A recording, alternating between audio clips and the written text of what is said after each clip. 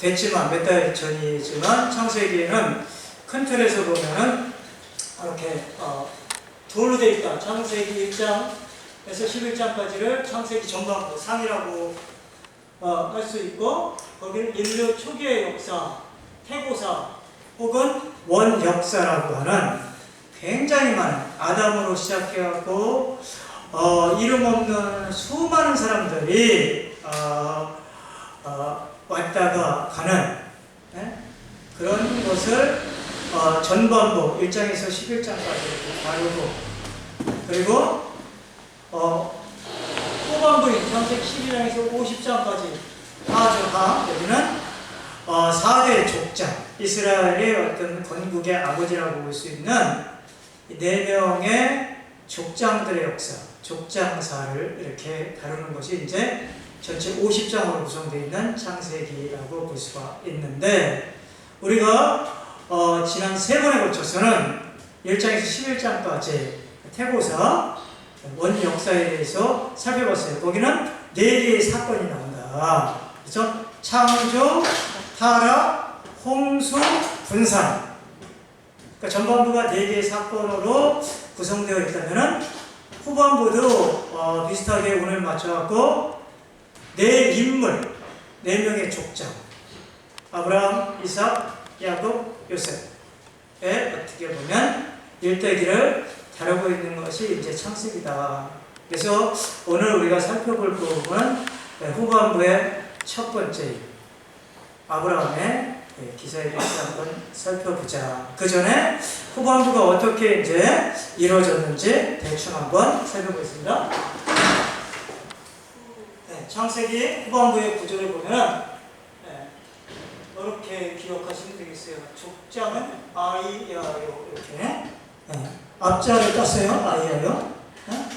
자, 아브라함 12장에서 20장까지 1, 2, 4, 21장에서 26장, 그 다음에 야곱 27장에서 36장까지, 그 다음에 마지막 요에 해당되는 요셉은 37장에서 50장까지.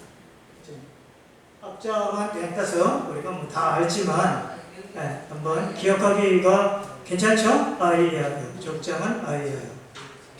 이렇게 해서 물론 이거를 아브라함의 기사를 12장에서 20장 같이 칼같이 이렇게 자를 수가 없어요. 왜냐하면 아브라함은 25장 11절에 죽어요.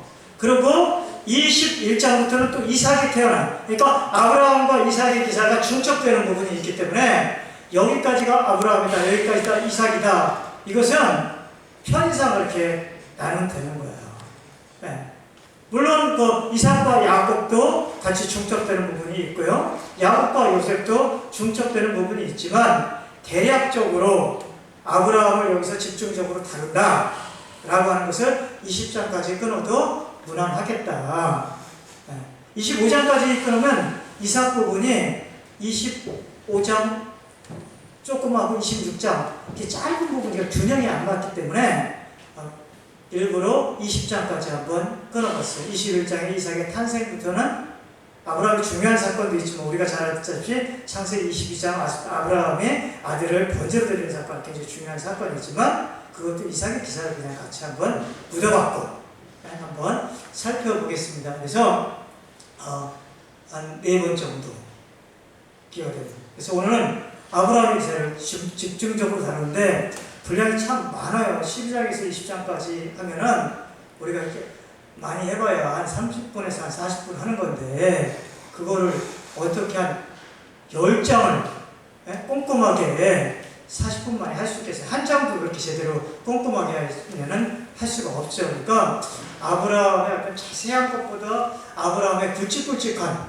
핵심적인 것만 몇 개 짚어서 우리가 한번 살펴보면 좋겠다. 근데 저도 사실 구약보다는 제가 신약을 공부를 했고 신약 부분 중에서도 좀 바울서신 이쪽에 더 관심을 갖고 했기 때문에 실질적으로 제가 뭐 구약의 전문가도 아니고 어떤 구약을 좀 이렇게 연구하면서 같이 나누는 그런 입장인데 이 족장들, 이 아브라함, 이삭, 야곱 요셉은 개인 족장들이 이렇게 믿음의 사람이었다 라고 하는 것을 통해서 우리가 배울 수 있는 교훈도 있지만, 성경에서 가장 강조점은 항상 하나님에게 둬야 되잖아요.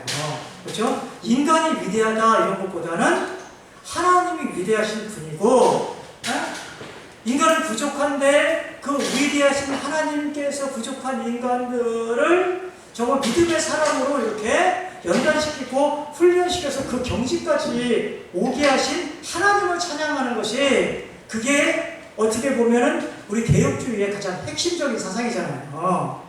그러니까 아브라함의 위대한 부분을 너무 포커스, 이삭, 야곱, 요셉의 훌륭한 이런 것보다는 그 배후에서 역사하시는 하나님의 어떤 그 활동, 하나님의 손길, 이런 것들 우리가 좀 잘 생각하면서, 그러면 인간 아브라함은 어떤 존재냐? 그것은 우리도 마찬가지지만 하나님, 우리를 통해서 하나님의 뜻을 이루고자 하는 그 뜻이 다 있을 거예요. 그렇죠? 그러니까 아브라함이라고 하는 사람을 통해서 하나님의 이루고자 했던 뜻, 또 개인적으로 아브라함은 어떤 소명을 가지고 살다 갔는가, 거기가 포커스가 돼야 되지.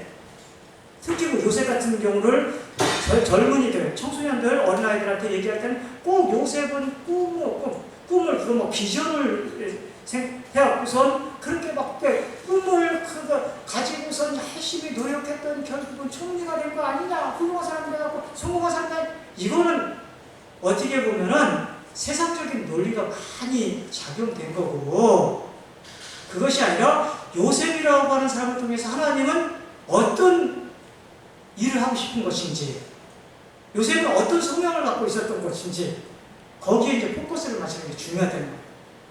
아브라함의 훌륭한 점이 없는 건 아니지만, 아브라함을 하나님께서 택하시고 아브라함에게 기대했던 것이 무엇인지, 하나님의 큰 구속사에서 아브라함은 어떤 역할을 했는지, 거기에 포커스를 맞추면 크게 틀리지 않지 않나, 그런 생각을 합니다. 그래서 아브라함은 창세기 12장 우리가 너무 잘 알다시피 이제 갈대아 우르라고 하는 바벨론 땅에서 어떻게 보면 우상을 섬기다가 하나님을 모르고 있던 아브라함을 75세라고 하는 노년이죠. 부른 그 사건. 그래 아브라함이 이제 아브라함 우리가 이제 좀 살펴보는 거예요. 여기 보면 12장 1절에서 3절까지 우리 같이 한번 좀 보겠습니다. 성경에 있는 내용을 그냥 2절을 읽으니까 한번 3절을 읽어보세요. 내가 너로 큰 민족을 이루고 내게 복을 주어 내 이름을 창대하게 하리니 너는 복이 될지라. 3절 읽어보세요. 너를 시작.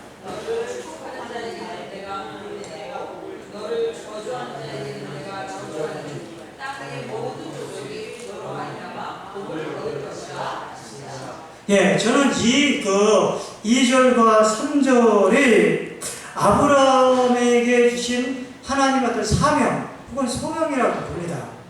아브라함을 택해서 하나님께서 아브라함을 통해서 이루고자 하셨던 하나님의 크신 뜻은 여기에 있다고 봐요.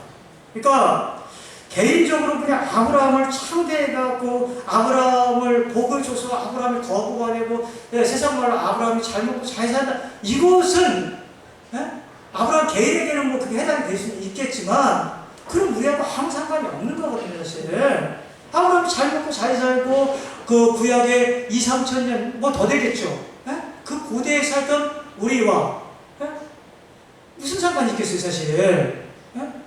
근데 어떻게 보면 아브라함을 하나님께서 우상을 섬기는 아브라함을 하나님 전혀 몰랐던 아브라함을 하나님의 은혜로 일방적으로 그를 선택해서 부르셔서 하나님의 자녀 삼았던 것은 개인적인 아브라함에게도 큰 축복이고 복이겠지만 더 나아가서 그것을 통해서 3절이 가장 핵심적인 것, 너를 통해서 땅의 모든 족속이 복을 얻을 것이다. 그래서 이 복이 뭐냐 이거예요. 복. 천하 만국이 아브라함을 통해서 받는 복이라고 하는 것은 구원의 복입니다. 구원의 복. 아브라함을 통해서 우리가 구원받는 거죠. 그렇죠? 아브라함의 자손을 되면서 결국은 아브라함을 통해서 그 아브라함의 자손인 예수 그리스도가 오잖아요. 그렇죠? 육신적으로는. 그 예수 그리스도 통해서 우리가 구원을 받는데 그 출발점이 아브라함이에요, 사실. 그러니까 결국은 아브라함을 계속적으로 추적하다 보면 아브라함이 믿음의 사람이 돼서 그의 후손으로 예수 그리스도가 와서 예수 그리스도가 믿음으로 말미암아 복 받는 거잖아요. 그 최대의 복이 구원의 복 아닙니까? 그렇죠? 그러니까 아브라함은 천하 만민이 구원을 받는 그 통로로서 그 시점으로서 아브라함이 사용되는 이것을 이제 하나님께서 그런 계획을 가지고 아브라함을 불러내는 거죠. 이게 역사적인 사건이죠, 사실. 그러니까 이제 아브라함이 중요한 거지, 아브라함 자체, 인간 아브라함은 우리하고 똑같이, 태어날 때부터 하나님을 모르고, 오랜 세월도 하나님 그냥 방치했으면 아브라함은 그냥 우상 섬기다가 그냥 좀 비참한 인생으로 끝났어요. 그러니까 아브라함도 출발점은 우리하고 똑같았다고 해서 우리가 첫 번째 기억할 것은 제일 처음 요 부분, 하나님께서 아브라함을 부르신 목적은 그를 통해서 모든 족속, 땅의 모든 족속, 전 인류가, 사실 전 인류는 아니겠죠. 예수 믿는 사람 모두를 말하겠죠. 그렇죠? 그 사람들이 복을, 어떤 복? 구원의 복을 갖게 하고자 아브라함을 불렀다. 그것과 같이 연결된 것이 두 번째 질문이에요. 제가 이제 냈던 두 번째 질문은 뭐냐면, 아브라함이 이제 부르심을 받았을 때 하나님의 무엇을 따라 그는 갔다, 이렇게 나와요. 그 다음 절에 보면 이게 중요한 말이죠. 예, 아브라함이 여호와의 말씀을 따라갔다, 이렇게 얘기하고 있어요. 아니, 하나님의 말씀을 따라가는 게 뭐 대단한 건가? 근데요, 우리가 너무나 잘 알다시피 히브리서 11장 우리가 믿음의 장이라고 그러잖아요. 거기에 구약에 많은 믿음의 사람들이 나오죠. 그죠? 그 중에 한 사람으로 11장 8절에 보면 아브라함이 나와요. 근데 아브라함은, 하나님께서 아브라함을 그 본토 친척 아비집에서 그를 불렀을 때 갈 바를 알지 못했지만 하나님의 말씀을 따라 갔다고 그래요. 우리가 보통 아브라함을 믿음의 조상이라고 그러잖아요. 아브라함은 왜 믿음의 조상입니까? 그것은 그 전에, 아브라함 전에 그 누구도 신앙이라고 하는, 믿음 생활이라고 하는 것은 이런 것이다 라고 하는 것을 모델로 제시를 한 사람이 없었다는 거예요. 우리 자녀들에게도 우리가 아빠가 이렇게 신앙생활 하니까 너 아빠가 이렇게 하는 것처럼 기도하면 돼. 예배 이렇게 드리면 돼. 말씀 이렇게 보면 돼. 그럼 따라하기 좋잖아요. 누가 설례를 남겨놓으면 그 모방을 통해서 이제 따라가는 거잖아요. 그쵸? 근데 아브라함은 그 설례가 없었어. 갈 바를 알지 못하는 거예요. 그럼에도 불구하고 하나님 말씀을 믿고 그 늦은 나이에 고향의 일가친척 다 버리고, 목적지가 가나안이라고 정해져 주지도 않았어요. 가보니까 가나안이었던 거예요. 그런 어떤 하나님에게만 모든 것을 다 걸고 하나님 말씀을 철저히 믿고 그냥 갔던 첫 번째 사람, 그 사람이 아브라함이기 때문에 저 믿음의 조상인 거예요. 그 사람이 믿음이라고 하는 것은 이런 것이다 라고 하는 것을 보여준 첫 샘플.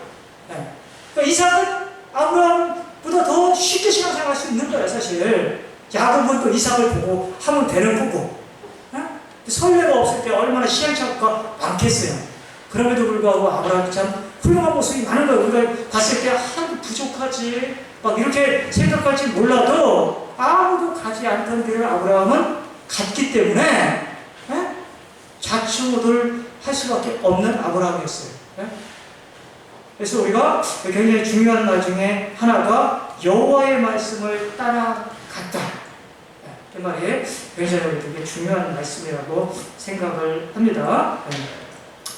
그리고 우리가 또 하나 살펴볼 것은 답인데요. 아브라함의 두 번째, 저는 여기서 좀 은혜를 참 많이 받았는데, 많은 기사가 있지만 18장에 가면은 12장 8절에 보면은 아브라함은 그가 가는 곳마다 창세기 잘 읽어보면은 그가 어디를 가든 뭐 아이성에 가든지 어디 뭐 세겜에 가든지 가는 곳마다 이런 반복되는 구절이 많이 있어요. 머무르는 곳마다 제단을 쌓고 12장 8절에 보니까 뭐라고 했어요? 거기서 베델 동쪽 산을 옮겨 장막을 치니 서쪽은 베델이요 동쪽은 아이인데 그곳에서 여호와께 제단을 쌓고 여호와의 이름을 불렀다. 이 말이 굉장히 많이 나옵니다.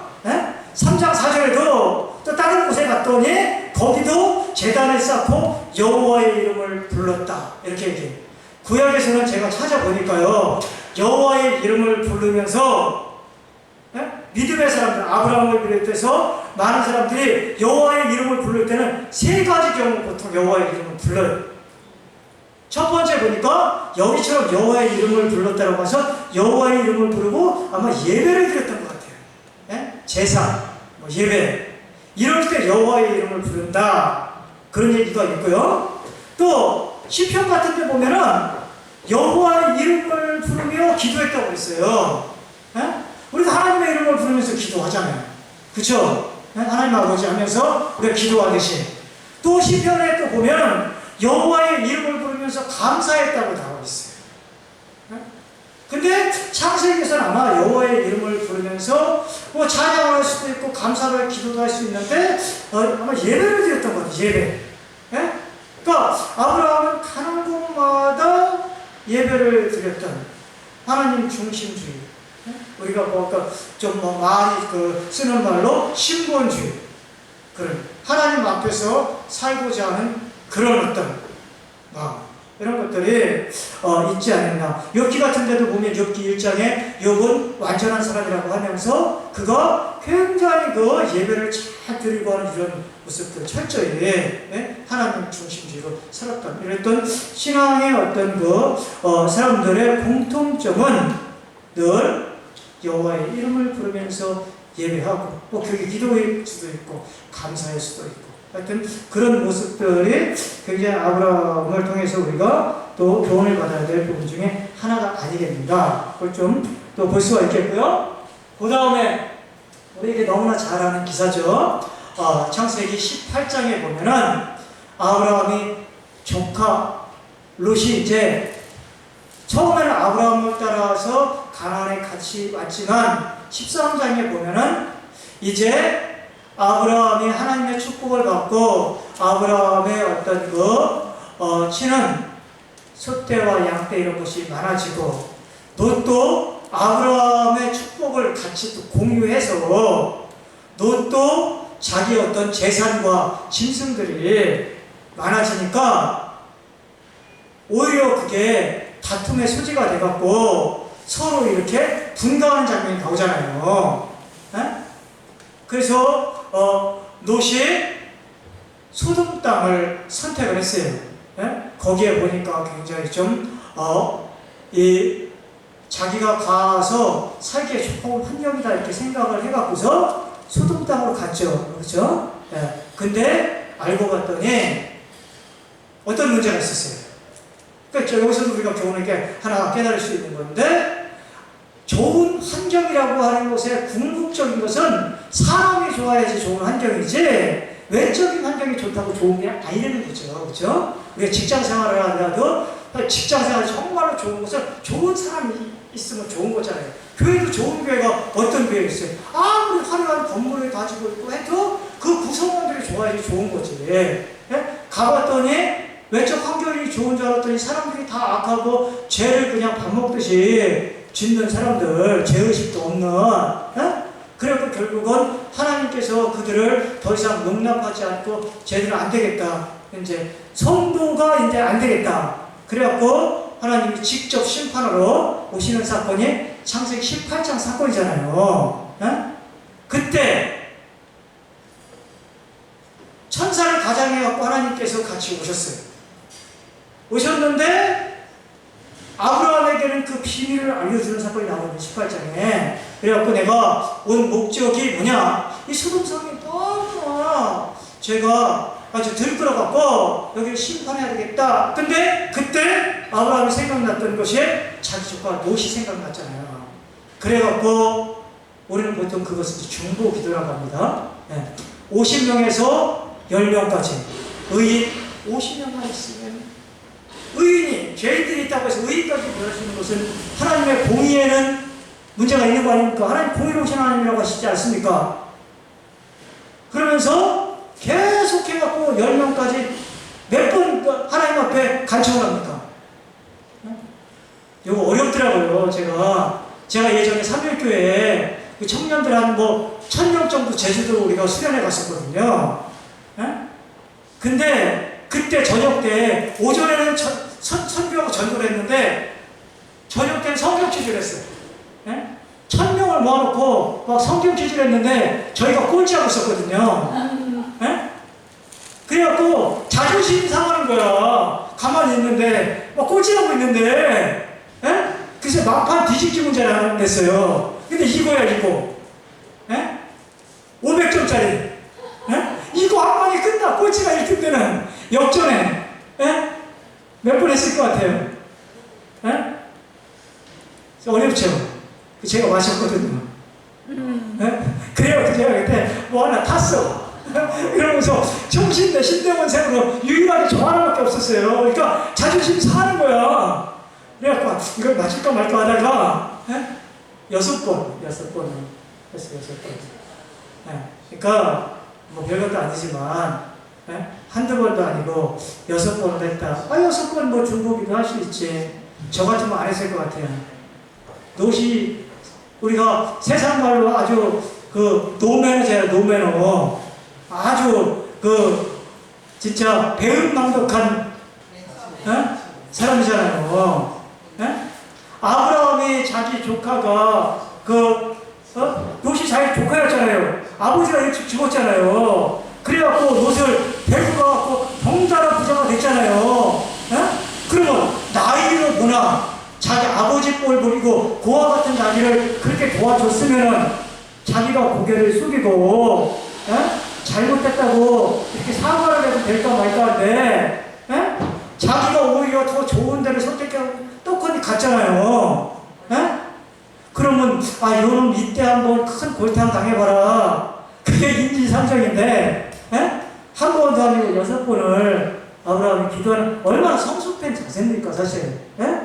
우리도 사실 예수 믿는 사람이라고 하지만 우리가 관계가 안 좋고 그러면 그 사람은 한 번이라도 기도를 가기 쉽지 않거든요 솔직히. 이 틈에 한번 세게 한번 하나님한테 의도 맞고 저거 정신 차려야지. 저런 버장머리 저거 그래야 고치지. 대부분 아마 10중 8구 목사님 저도 그런 생각이 들지. 불쌍하다. 내가 저거 살려줘야지. 이런 생각 잘 안 들거든요 사실. 그러니까 그런 면에서 어떻게 보면 아브라함이 용서해주고 불쌍하게 해주고, 그러니까 진짜 크리스찬의 가장 높은 신앙의 경지는 상식을 뛰어넘는 거지 뭐. 말로만 하는 것이 아니라 진짜 원수를 원수로 대하지 않고 원수를 그냥 은혜로 그를 감동시키는 이것이 그 높은 경지죠 사실. 근데 우리는 세상의 논리를 딱 보면 그렇게 하면 안 된다고 그러고 굉장히 냉정한 것이 정답인 것 같이 생각하고 손해 안 보려고 하고 그게 참 많거든요 솔직히. 근데 어쨌거나 그렇게 하는 아브라함의 이런 모습을 통해서 우리가 중보 기도라고 하는 것이 어떻게 보면 롯을 살렸다고 봅니다. 하나님이 그 아브라함의 기도를 들으시고 롯을 거기 보면 막 하늘에서 막 불이 떨어지고 했을 때도 롯을 지체하고 하는 것은 아브라함의 그 기도를 기억하셨다고 성경에 분명히 나오고 있거든요. 그러니까 그런 어떤 기도의 모습 이런 것들 중보 기도가 굉장히 어떤 중요한 역할을 한다고 봅니다. 오늘 시간상 마지막인데요, 아브라함. 금방 본 것과 같이 연관돼서 소돔성이 멸망하는 것은 의인 10명이 없어서 멸망했다. 여러분 한번 그 고민을 한번 안 해보셨습니까? 아니 왜 10명이야? 1명이라고 얘기하지. 끝까지 한번 좀 뺏어갖고 하나님하고 니고시에이션 해갖고 다시 뭐 1명까지 하지. 왜 하필이면 10명에서 쓰다고 했을까? 1명이라고 해도 아마 들어줬을 텐데 하나님이 왜 그랬을 것 같아요? 저도 그냥 갰어요. 갰어요. 어디 뭐 이렇게 찾아보니까 그런 게 없더라고. 창세기 주석을 아무리 뒤져봐도. 왜 10명에서? 그런데 합리적인 것은 그랬던 것 같아요. 넌 한 가정 정도는 그래도 하나님을 아는 백성이니까 한 가정을 대략 한 10명 정도로 추정해갖고 한 가정 정도는 그래도 아무리 소돔이 타락했어도 그런 좀 온전한 오늘 따지면 신자 한 가정 정도는 있지 않았을까 그런 생각을 아브라함이 했지 않았을까 그런 생각을 했는데 노세 가정마저도 온전하지 못했다는 거예요. 어떻게 보면 네? 네. 제 생각은 그렇대요. 네. 10명은 집단으로 볼 수 있는 사람에서 볼 수 있다. 예, 그러니까 그게 아마 비슷한 게 아니겠는가. 마지막 우리가 최소의 가족 단위를 최소라고 보니까 한 가정 조금 노 정도는 그래도 그가 하나님을 아는 가정이지 않겠는가. 아마 롯이 아브라함 한 10분의 1 정도만 따라왔어도 그 소돔성이 그래도 조금 어떻게 하나님 한번 제거를 하지 않았을까. 근데 알다시피 롯의 가정에 보면 엉망입니다. 얼마나 롯도 타협적인 그리스도인이고 그가 자기 딸들을 막 내주잖아요. 그렇죠? 그걸 자신을 뭐 합리화시켰을 수도 있을 것 같아요. 더 큰 선을 위해서 딸을 희생시켜. 자기가 죽지 왜 그러면? 딸의 인생이 내 인생입니까? 근데 자기의 인생이 내 인생이 아니잖아요. 희생을 하면 내가 희생을 해야지. 왜 또 아무 죄도 없는 딸들을 막 이 무리배한테 내주고 참 뭐 어떻게 보면 가장답지 못한 행동. 그런 거 보면서 참 우리가 오늘날 나라가 좀 어렵고 또 어디가 어렵고 문제가 있을 때 우리 그리스도인 한두 가정 어린 자, 의인 그것이 중요한 거지. 사실 우리들도 저도 마찬가지고 문제가 생길 때마다 털 보면은 남 탓을 하고 위정자 탓을 하고 또 어떤 누구 탓을 하고 이런 것이 많은데 하나님은 어떻게 보면 책임을 우리들에게 더 많이 돌리고 있거든요. 사실 우리들에게 하나님이 기대를 갖고 희망을 갖는 거지 믿지 않는 사람에게 큰 기대를 하겠어요. 사실 그래서 우리가 그럴 때마다 우리 그리스도인들은 가장 또 중요한 것은 항상 내 탓이 오잖아요. 내 죄 때문에. 또 그런 정신은 요나서 같은 경우도 배가 풍랑만 난 배가 있겠을 때 결국은 배가 가라앉는 결정적인 것은 요나가 훌륭했던 부분은 나 때문에 이 배가 가라앉는다 이렇게 솔직하게 고백한 것처럼 우리나라가 어떻게 보면 지금 풍랑만 난 배와 같은 어려움에 있을 때일수록 우리가 더 깨어있으라고 하는 하나님의 경고와 교훈이 아닌가 그렇게 한번 생각해 볼 필요가 있겠다. 그래서 저는 이제 오늘 창세기 또 오랜만에 다시 이렇게 시작하는 의미에서 이 정도로 해서 우리가 4가지 말씀을 통해서 아브라함의 기사는 굉장히 좀 얘기할 게 많고 좀 쉽지 않은 부분이 있지만 이렇게 한번 정리해보고 아브라함 기사 중에서 가장 중요한 것은 창세기 22장이거든요. 사실 그 번제를 드릴 그 사건 그것도 굉장히 어렵더라고요. 저도 예전에 이렇게 보니까 제가 예전에 그 구약을 좀 잘 풀어주는 그런 교수님이 우리 교회에 있었거든요. 그분이 이렇게 얘기를 들으면서 이런 관점으로 보니까 그게 내가 그동안 좀 봤던 시각이 이렇게도 좀 볼 수 있겠구나. 그래서 우리가 너무 그렇게 창세기가 쉬운 것 같으면서 참 어렵더라고요. 그래서 다음에는 이삭의 기사에서 이삭과 사실 아브라함의 기사지만 이삭과 연동돼서 이런 부분을 한번 또 살펴볼 수 있도록 하겠습니다. 기도하겠습니다.